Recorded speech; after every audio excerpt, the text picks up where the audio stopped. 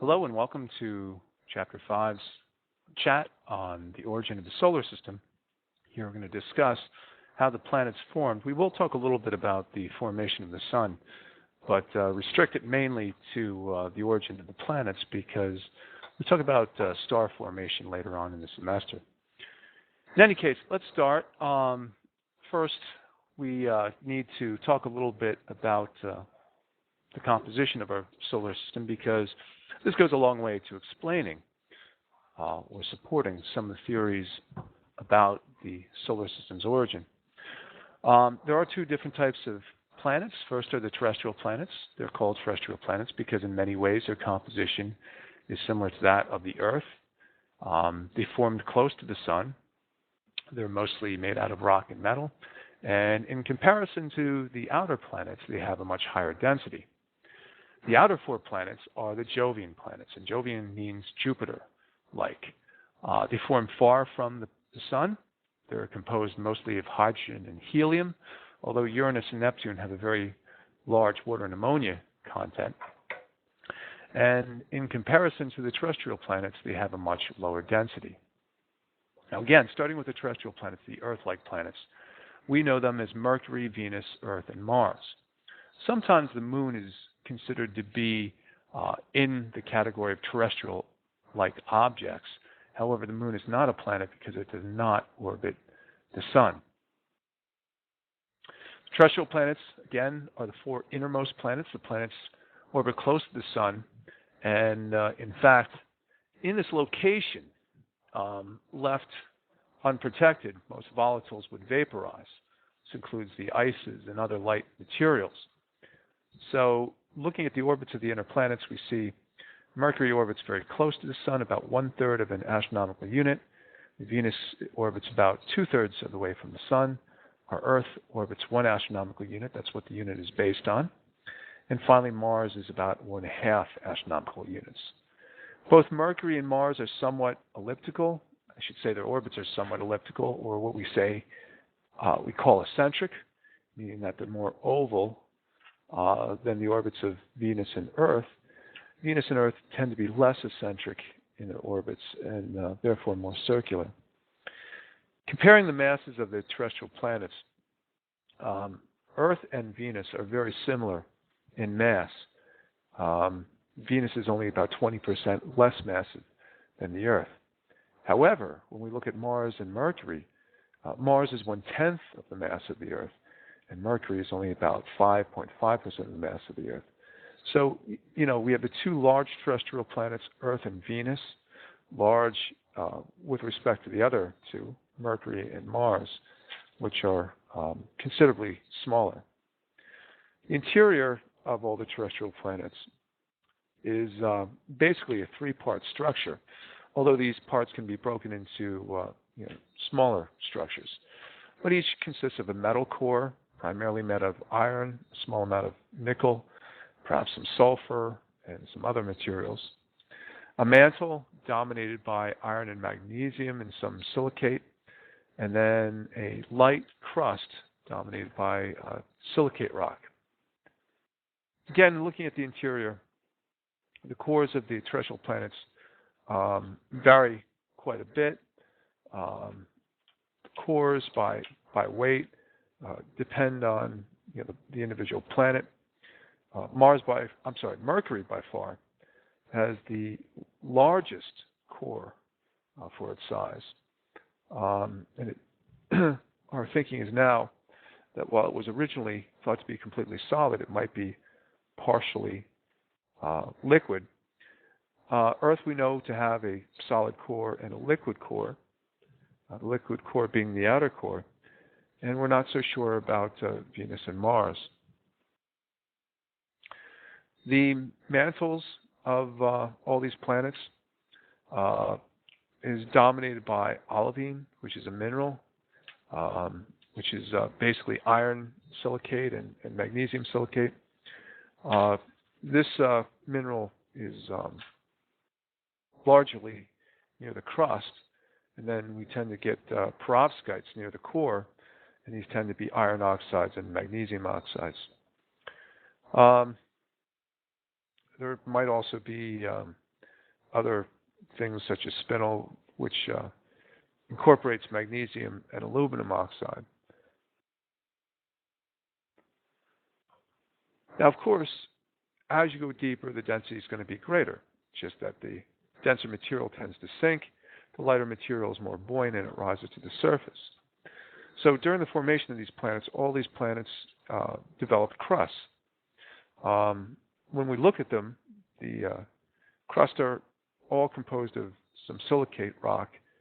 Mercury has a crust that is largely unchanged over the last 4 billion years. We know this because there are lots of craters on the surface. Venus's surface is dominated by dark volcanic rock like basalt. Earth's crust is unique in that it has two very distinct types of crust. Although some of the other planets, such as Venus and Mars, do have somewhat of a distinction between their highlands and lowlands, nothing compares to the dichotomy of the crustal system that we find on the Earth due to plate tectonics, where the ocean crust is thin and the continental crust is thick. The ocean crust is very young, where the continental crust can be quite old. Of course, Mars's crust and surface is dominated by volcanic rock. A tremendous amount of weathering has taken place on the surface. And its orange or reddish color is due to the iron oxide minerals, which are very common on its surface. In terms of atmospheres, Mercury has no significant atmosphere. It does have some very low density gases that hang out near it, but essentially Mercury's atmosphere is what we call an exosphere. It's basically gas which is being generated at the surface or by the solar wind that just simply blows off into space. Permanent atmospheres exist around Venus, Earth, and Mars.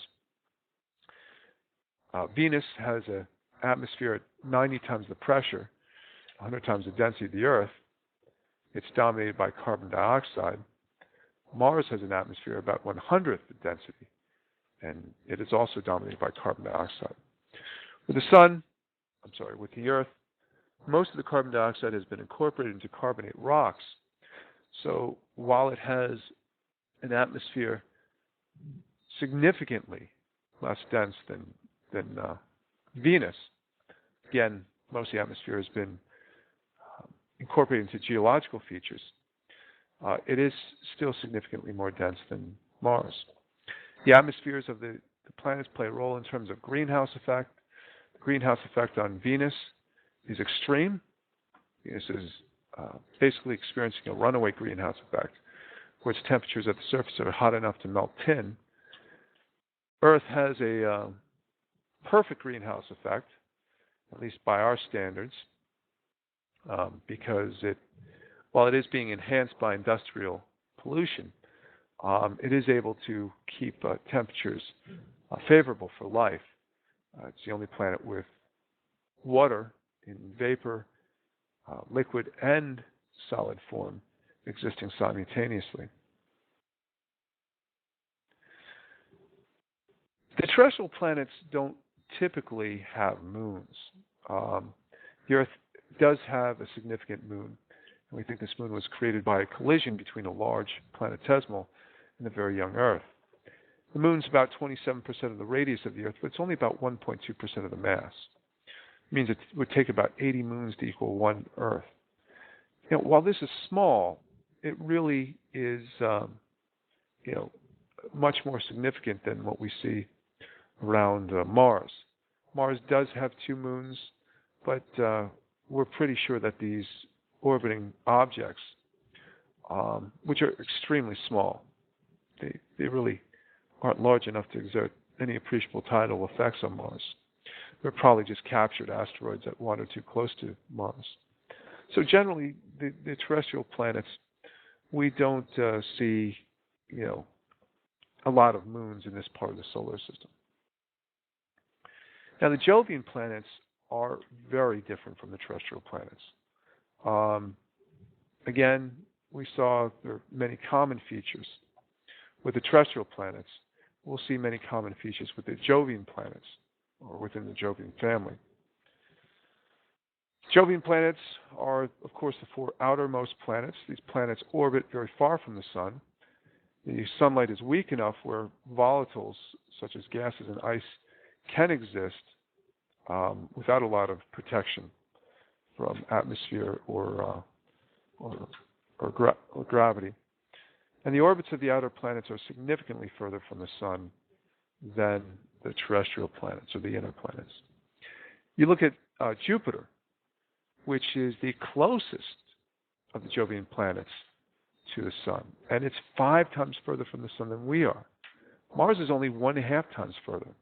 So when we get to the outer planets, there's a big gap in the spacing of the planets between Mars and Jupiter. And when we look at the spacing further out, Saturn is twice as far from the sun as Jupiter. Uranus is 3 times as far from the sun as Jupiter. And of course, Neptune is 6 times further from the sun.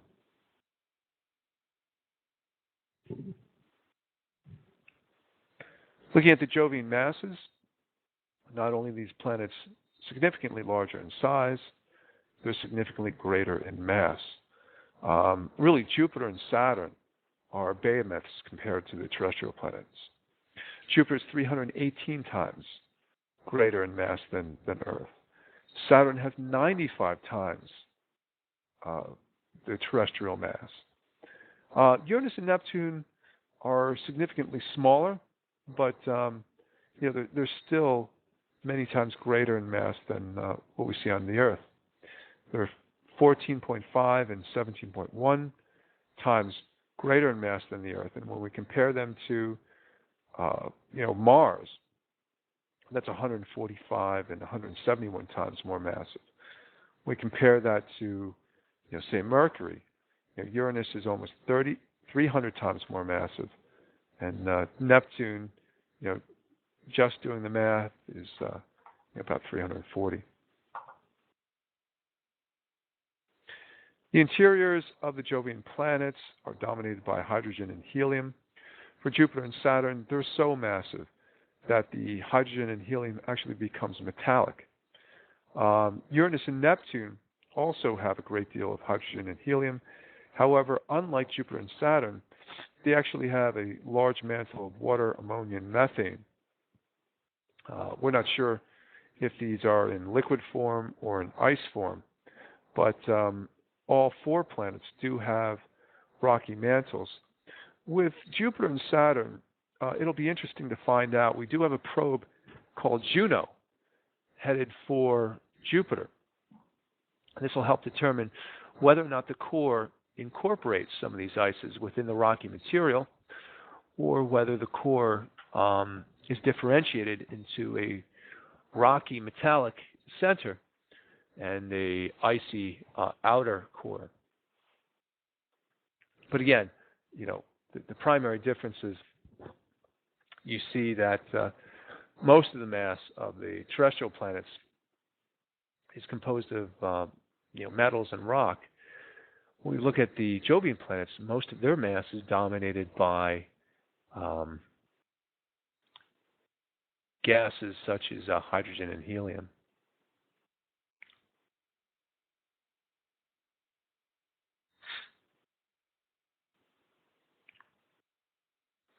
Looking at the atmospheres of these planets, most people are under the misconception, because there's so much hydrogen and helium in them, that their atmospheres go all the way down to the core and that there's some surface you can stand on. That's really not the case. Most of these planets are so highly compressed that the gases liquefy, and the atmospheres are really quite thin, or are composed of a very small fraction of the total radius of the planet. So to call them gas giants is actually not an accurate description, although some people still refer to them as gas giants. It's just probably better to call them giant planets, because although the hydrogen and helium is typically in gas form here on Earth, the the high pressures really result in liquid material rather than gaseous material. One thing that really differentiates the Jovian planets from the terrestrial planets, besides things like composition and mass and distance from the sun, are the sheer number of moons we find in the outer solar system. Jupiter has 4 large moons, but it has a ton of smaller minor moons. Saturn has 1 giant moon, Titan, but it also has many medium-sized moons and, again, many small minor moons. Uranus doesn't really have any large moons per se, on the scale of our own moon. However, it has quite a few medium-sized moons, and of course Neptune has 1 large moon. It also possesses a few minor moons. So we come up to the question of how could we have such a difference in our solar system, a dichotomy among the different types of planets.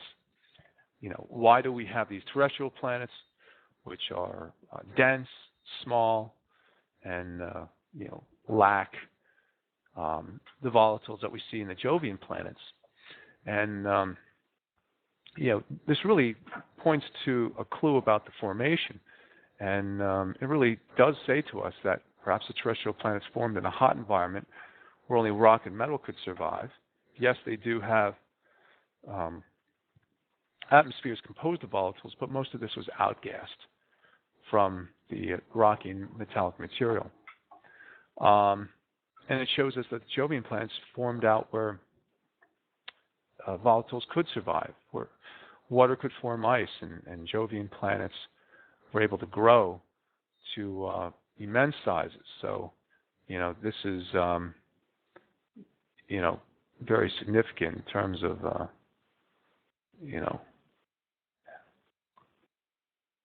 finding out exactly, what took place.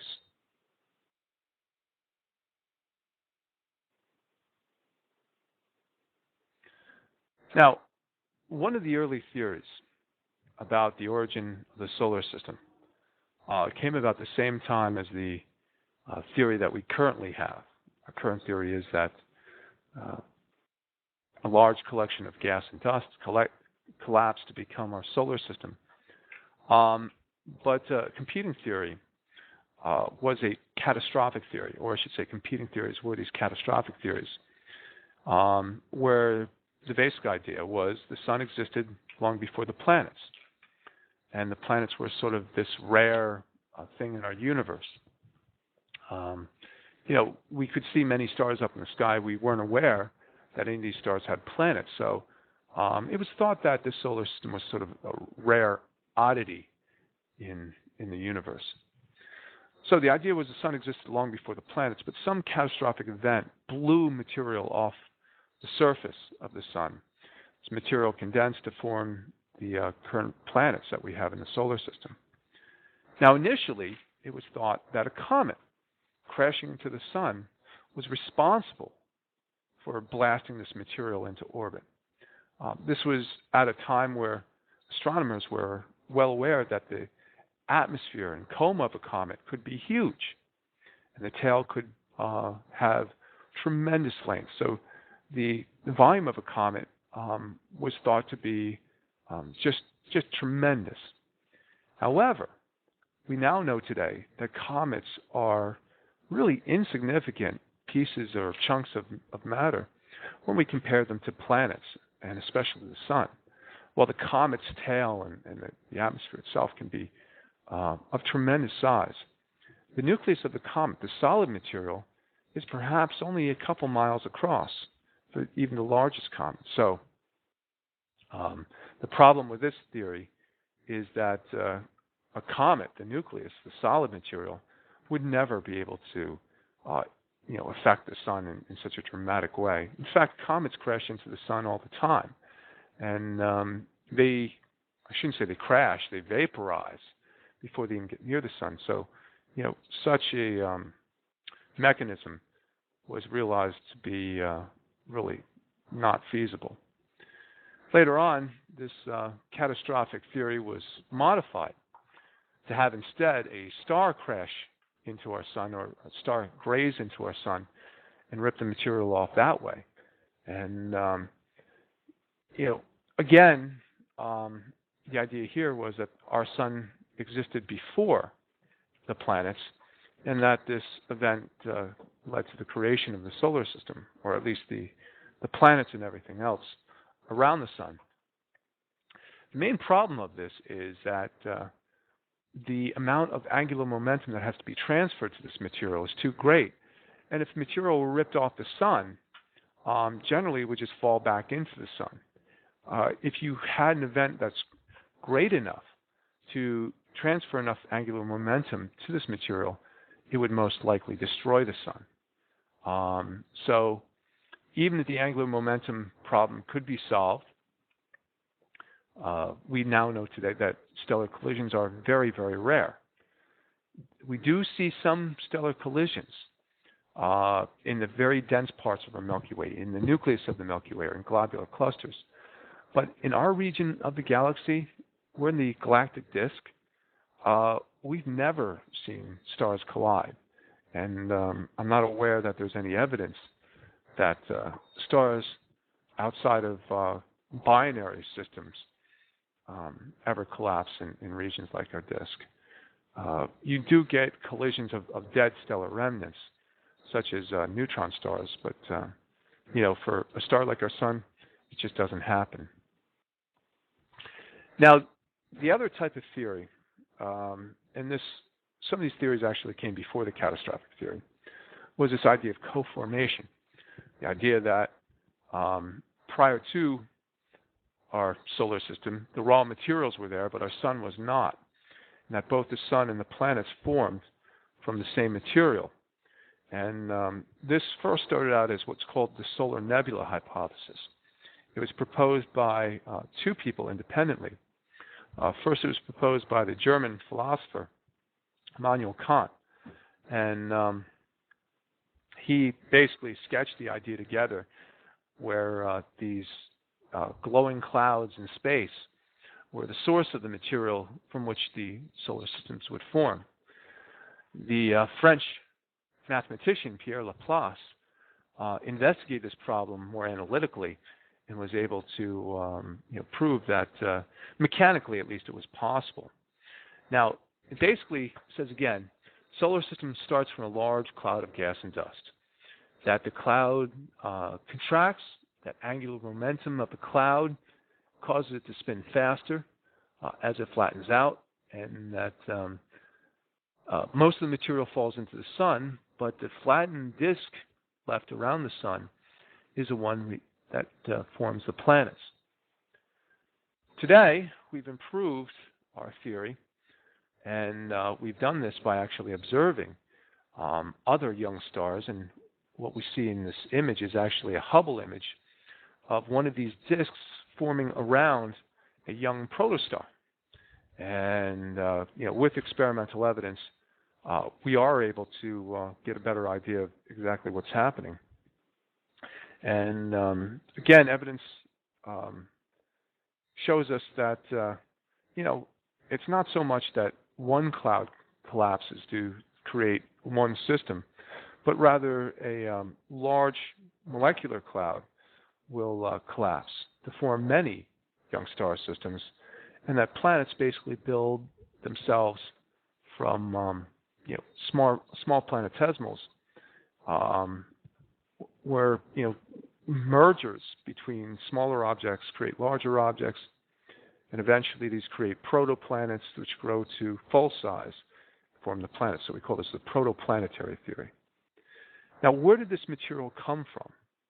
These clouds are thought to be the material left over from, basically the origin of the universe.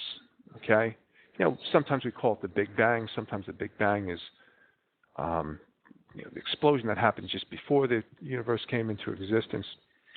But basically, when the universe first formed, it formed from pure energy. The energy became matter, and this normal matter, composed of protons and electrons, created the first raw materials of space, and that was hydrogen and helium.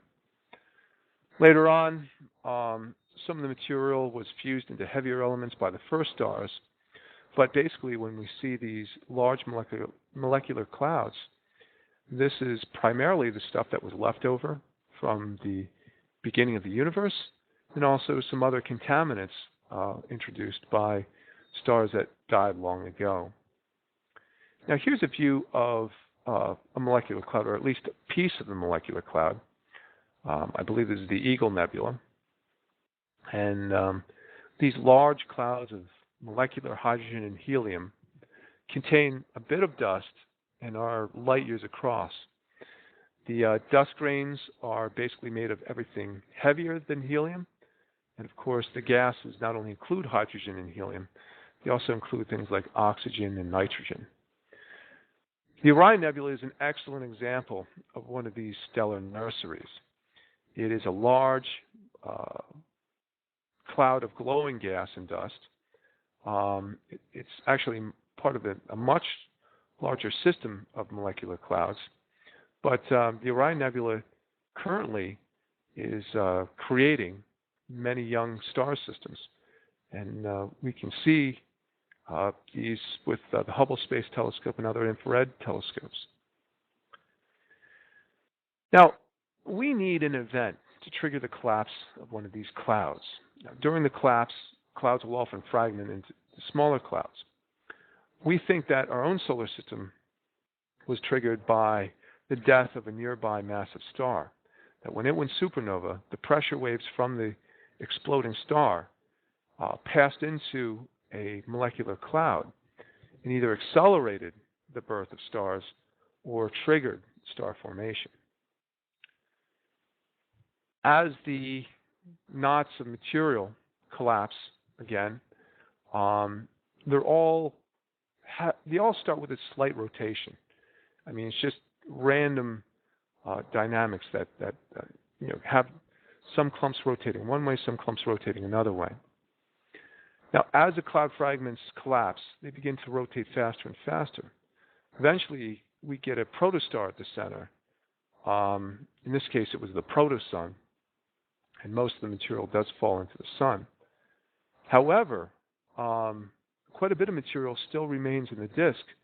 And although this is a small fraction of what makes it to the center, the protostar, there is enough material to create new planets. And again, the disk is where the planets will condense. Most of the material, again, does fall into the center. So our young sun was constantly being fed by this disk. And with the infalling material, the sun had not turned on and shown due to fusion yet, but there's quite a bit of energy released just due to gravitation and friction. So the sun was pretty hot even before nuclear fusion. And this is important because the innermost part of the disk was relatively warm. However, as you went out to the region where the other planets formed, such as Jupiter, Saturn, and Uranus, there was really not very much heat out there. Now, like our current sun, the protosun had a very strong magnetic field. But this magnetic field was basically tangled and twisted by the disk. Some of the material in the disk was magnetized and would drag the magnetic field lines and create something similar to a solar flare. But of course, these discharges of electricity would be out in the disk itself. And we know that this must have happened because when we look at very ancient meteorites, which formed about the time that our solar system was forming, we see things called chondrules in them. These are basically droplets of rock which were superheated or flash heated, probably by these electrical discharges. Here's an image of one of these disks from the side. You can actually see these jets of material called bipolar jets, the material which is heated by the protostar and then directed above the plane of the rotating disk by the magnetic field. And then here's looking at one of those protodisks really edge on. And here we can see the protosun at the center. And of course, here's some chondrites, and you can see these round spherical objects, and these inclusions and chondrules were superheated early on in the solar system. So our early protoplanetary system, we obviously can't travel back in time to observe what happened, but again, looking at other systems, we can see what the conditions were like. And here's just some other examples of disks where new planetary systems are forming. So again, how do we go from a disk of gas and dust to planets? Well, think about it this way. If you don't clean your house, you get dust bunnies. Yeah, the individual dust particles will come together and make larger and larger clumps. If you're a neat person, you might not have ever experienced these. But I'm sure all of us have gotten a little bit busy from time to time and noticed that the dust can accumulate. Same thing happened with our solar system, but it happened on such a large scale. Little pieces of dust made, probably clumps of dust a few inches across. These collide to produce clumps of dust which were perhaps meters across. And soon, these particles, growing very quickly, grew large enough to actually have their own gravitational field. And this is what we call a planetesimal. It's not a planet. It's not large enough to clear out its own region of the solar system by itself. But a planetesimal is a building block for a planet which has enough mass to actually possess a gravitational field and pull more material onto it.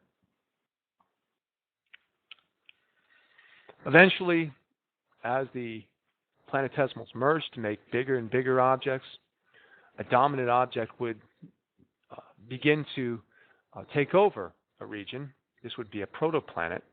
And we can imagine that each of the 8 planets started as a large protoplanet which would scoop up more planetesimals.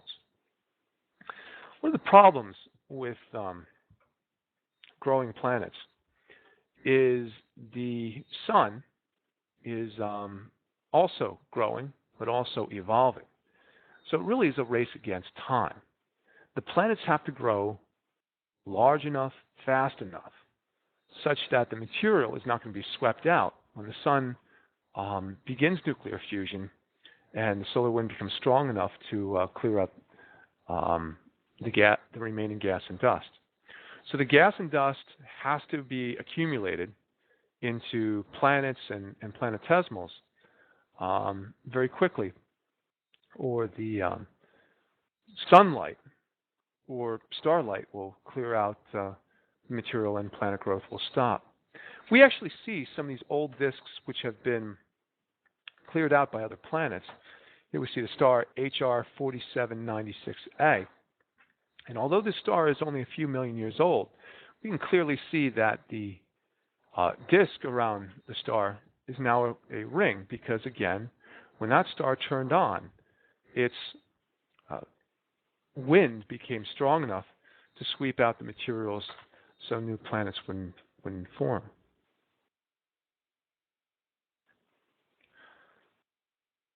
Now, despite the fact that once the sun turned on, major planetary growth was brought to an end, there still was a lot of debris left over in the solar system. For about 1 billion years after the planets formed, these planetesimals and other fragments bombarded the planets in an age called the Great Bombardment. To make things worse, Jupiter played a very big role here. A planet was trying to form out between the orbit of Mars and Jupiter. But as Jupiter grew, it actually began to move toward the inner solar system where there's still quite a bit of material. It was gobbling up material which would help move its orbit.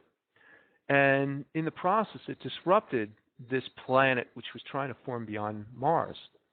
And as it did so, the planetesimals crashed into one another and formed the asteroids that we see today. Well, most of these asteroids came crashing into the sun, came crashing into the outer planets, or crashing into the inner planets. We can still see the scars left over from this Great Bombardment as craters on the Moon, Mercury, and to some extent the other planets. Now, going back to the idea that the sun, as it began to form, even before nuclear fusion began, it formed hot.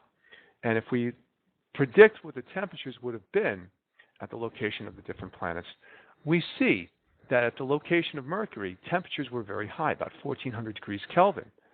Venus would have been about 900 degrees Kelvin, Earth about 600, Mars about 450.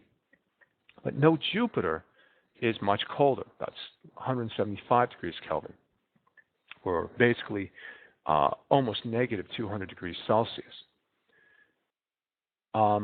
Only lighter materials like volatiles could condense out by Jupiter. Close to the sun, basically all you could get would be iron and nickel. Okay? So planets like Mercury are dominated by a large iron core. As we get further out, silicates could begin to condense. Those would be the primary materials of the mantle, and feldspar at 1,000 degrees would combine with the other silicates, to form the crust. As we get to lower temperatures, iron sulfide could condense, but you'd have to get all the way down to the temperatures we see near Jupiter for ice to condense, and then out by Saturn for even lighter volatiles to condense. So here's the thing, and this is very important. Hopefully it's not such a subtle point. If you're close to the sun, the only building blocks that are going to be available to you to create planetesimal, to create planets, are going to be the materials that can condense in that region, okay, at those temperatures. Now, if you only have rock and metal that can condense close to the sun, well, what do you expect the planet to look like? It's going to be rock and metal. And that's what we see with the terrestrial planets.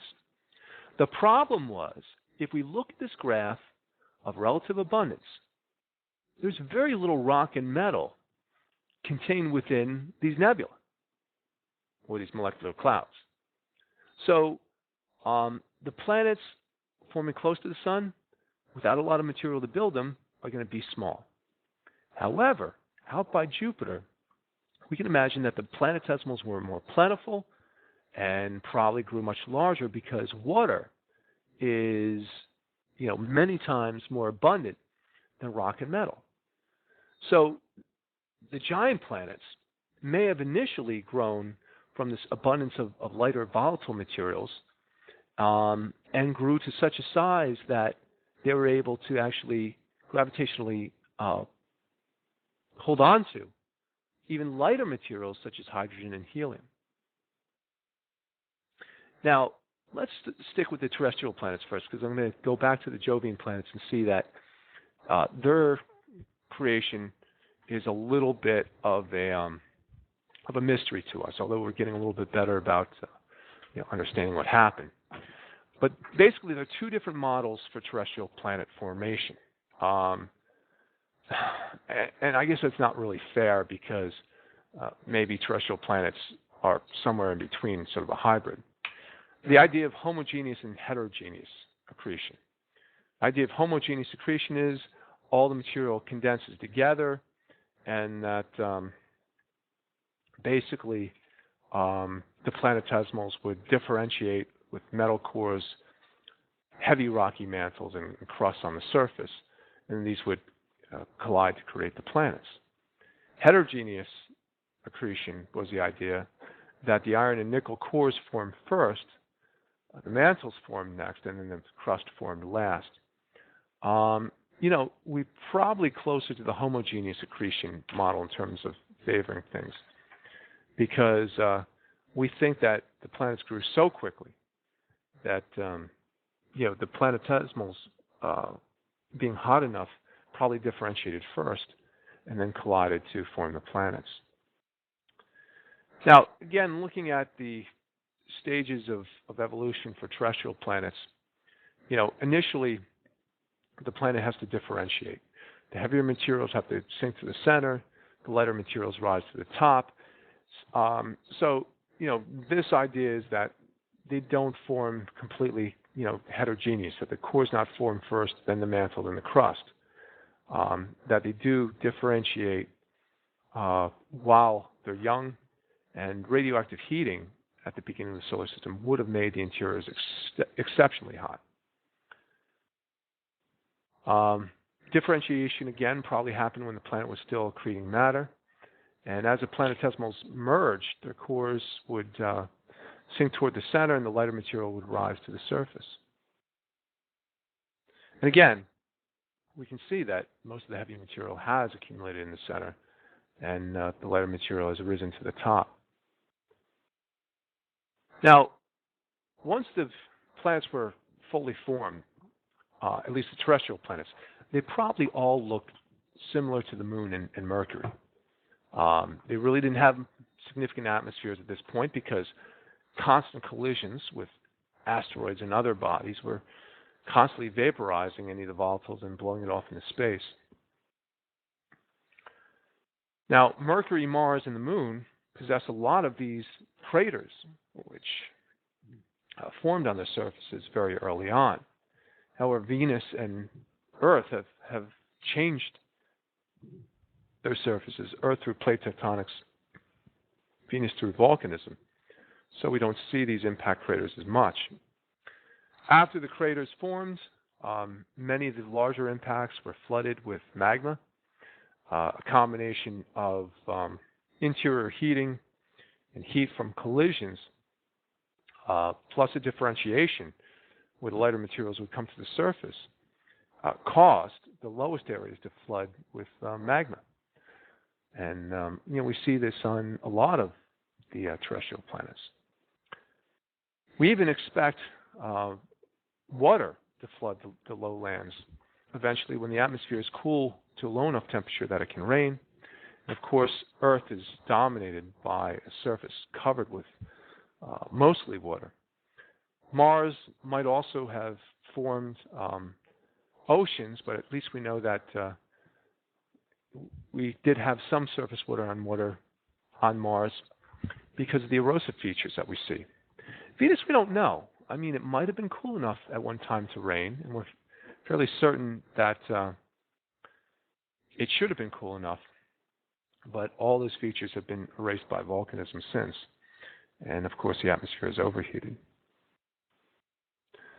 Of course, the processes that happen today are erosion and other later geological processes such as volcanism and plate tectonics are still affecting the planets even today. However, plate tectonics only occurs on the Earth.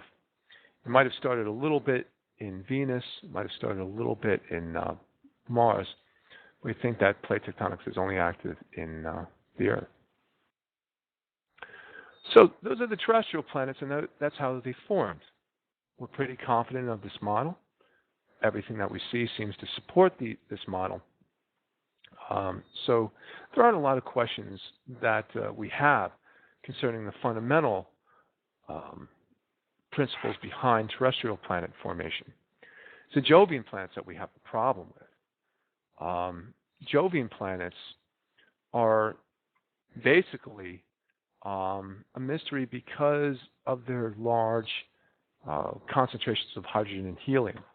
Hydrogen and helium, getting them to stay with the planet is a really difficult thing.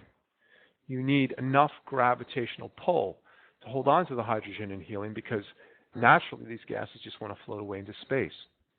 So we think that there are a number of different possibilities of what happened. First, we think they might have started forming just like the terrestrial planets, but did so with much more material. In fact, they might have formed primarily with ice because ice was so plentiful in that part of the solar system. So they started big, solid ice balls, and then once they had enough gravitational pull, they could they could pull the hydrogen and helium onto them. Newer theories seem to indicate that a disk around the sun would have been unstable and would have formed knots, and that these knots could have gravitationally collapsed, sort of like mini solar systems, and formed the Jovian planets. A hybrid type of model would have solid cores forming at the center of these instabilities, and then after the solid core is formed and gained enough mass, they could then pull the hydrogen and helium onto their surfaces. So again, the simple scenario would be a terrestrial type formation. Jovian planets would start as ice and rocky planetesimals. They'd merge to become larger and larger. And once the cores became large enough, they could then pull the gas onto the surface. The problem with this is planets like Jupiter have to grow extremely fast before the sun can turn on. Once the gas has been driven away from these locations by the solar wind, planetary formation would have to stop. Computer simulations show that Jupiter's largest planet planets as large as Jupiter could never grow fast enough to outrace the solar wind turning on, and therefore, planets as large as Jupiter and Saturn really shouldn't exist. It's also difficult to explain the existence of Jupiter's and Saturn's moons using this core formation theory. Now, computer simulations, again, seem to show that if we have a disk of material going around the sun, that its own gravitational attraction to itself will form these cores. And these cores, or knots, will gravitationally collapse to form giant planets. So again, these models seem to indicate planets would form very quickly, and that's what we need to happen. And it also agrees with the formation of large moons around Jovian planets.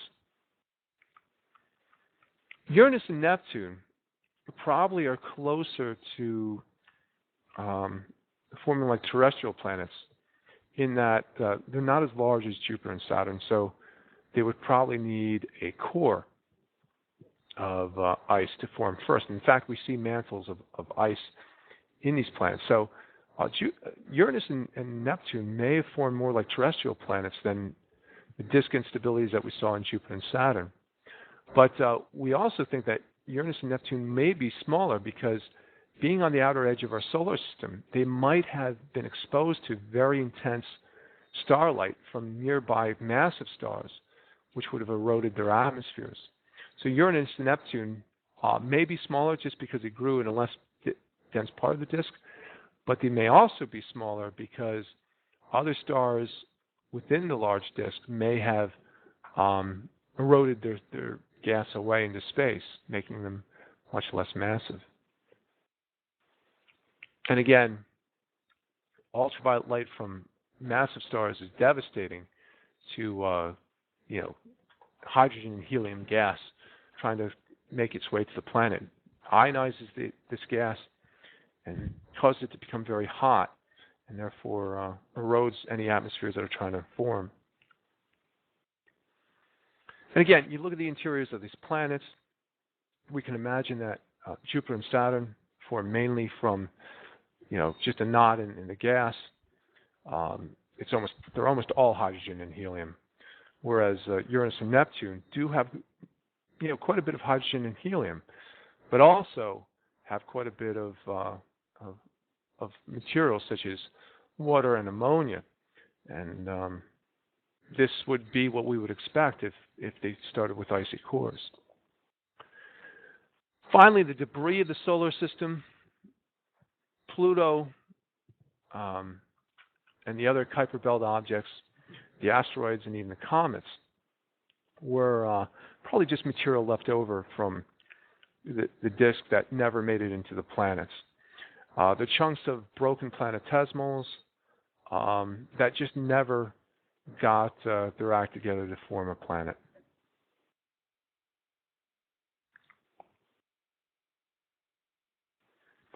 Again, Pluto is one of the many large icy objects in the Kuiper Belt beyond the orbit of Neptune. And many astronomers no longer consider Pluto a planet because as it formed, it didn't clear out its own neighborhood. It actually orbits with a lot of other small icy bodies.